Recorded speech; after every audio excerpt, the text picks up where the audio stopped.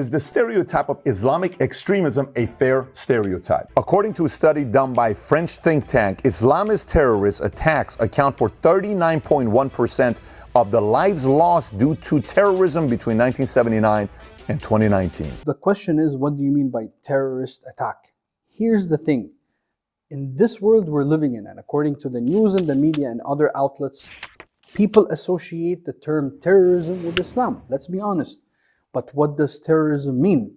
The word terrorism means when you terrorize someone. It was actually used by military tactics where they terrorize their enemy in the middle of the battlefield. But then that term was specifically associated with Muslims and Muslims only. So if a crime happened, or a mass shooting, or a suicide bomb, or anything, if that person was a Muslim, then that is a terrorist attack. But if that was done by a white male member in the United States, for example, it would be like, a mentally ill person, someone who needs help, did this attack. Tonight, police in Nashville revealing the attack on Covenant School was planned for months, saying the shooter, 28-year-old Audrey Hale, acted totally alone. Police say Hale unleashed 152 bullets, 126 rifle rounds, and 26 9mm rounds. There have been explosive devices found in the high school and surrounding areas adjacent to the high school.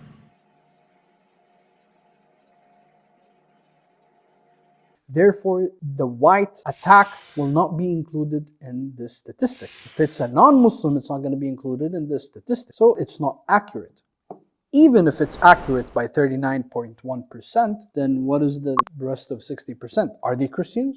Maybe, maybe not. So when you Google terrorism, obviously Muslims will pop up because this is what the news and the media attribute Muslims and Muslims only. It's a terminology game being played here. Not by Pat, but generally speaking. And in matter of fact, here's where the top 5 countries are leading the way in terrorist attacks the last 50 years. Iraq has experienced the most terrorist attacks the last 50 years. Number 2 is Afghanistan. Number 3 is Pakistan. Number 4 is India. And last but not least, in the 5th spot, Syria. Again, when you search terrorist attacks, Muslim countries will pop up. This is something very simple. Now, here's the trick being played. Remove the word terrorist and replace it with, let's say, mass shooting, which is also considered as a terrorist attack. You will find number 1 on the list is the United States of America. Number 2 is Russia. Number 3 is France. Number 4, Germany. Number 5, Canada. Number 6, Finland. Number 7, Belgium. None of which is Muslim countries. Even if you change the term to another, let's say, for example, you call it crime rate instead of terrorism, what are the lists that we see here? Number 1, Venezuela. Number 2, Papua New Guinea. Number 3, South Africa. Number 4, Afghanistan, Muslim country. Number 5, Honduras, Trinidad and Tobago, Guyana, El Salvador, Brazil, and Jamaica. Those are the top 10 countries of crime rate. Only one Muslim country between them. Again, Pat, PBD, what do you mean by terrorist? When you think of terrorism, you wouldn't think of Hitler and what he's doing.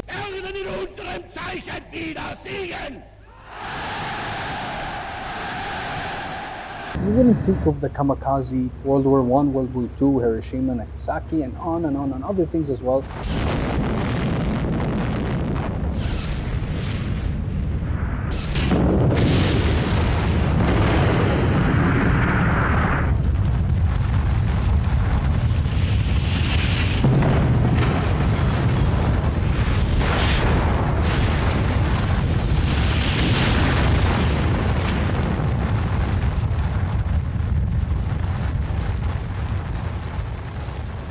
You're not thinking of Zionists and their army killing little kids. Like, you don't think of these kind of things, but you're thinking of Muslims. The previous day, 4 children in the camp were killed.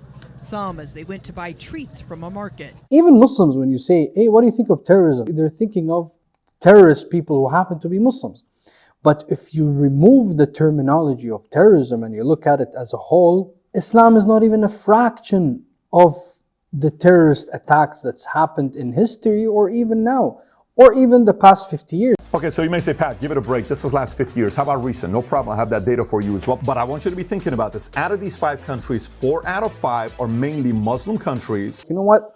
Let me see the safest countries to live in the world. And the first thing that I saw in this list, let's read the list together here. Number 1 Qatar, a Middle Eastern country. As those people who visited Qatar, you know exactly what I'm talking about. Never known warmth like it anywhere in the world, and I've been a few places.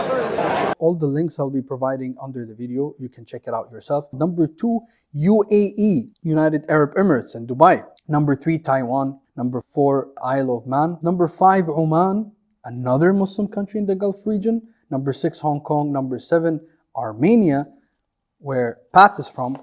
Number 8, Japan. Number 10, Bahrain, another Middle Eastern country as the safest place to live. Number 11, Slovenia. Number 12, Saudi Arabia. Saudi Arabia on the list, as in 2023. You'd rather live in Saudi Arabia than New York. You guys don't have a clue. By the way, Actually Quincy comparing loves Saudi Arabia to New York City, bro? Bro, you're talking zero crime rate, zero taxes, amazing amenities, fantastic infrastructure, incredible communities, fantastic schools. You are safer in any Saudi city than you are in any major city in the US. By miles, not even comparable. By miles. Saudi Arabia is not Iran, just so you know. It's not. And by the way, keep this in mind when he's saying, then Saudi Arabia, by miles. It's not even close. Yeah.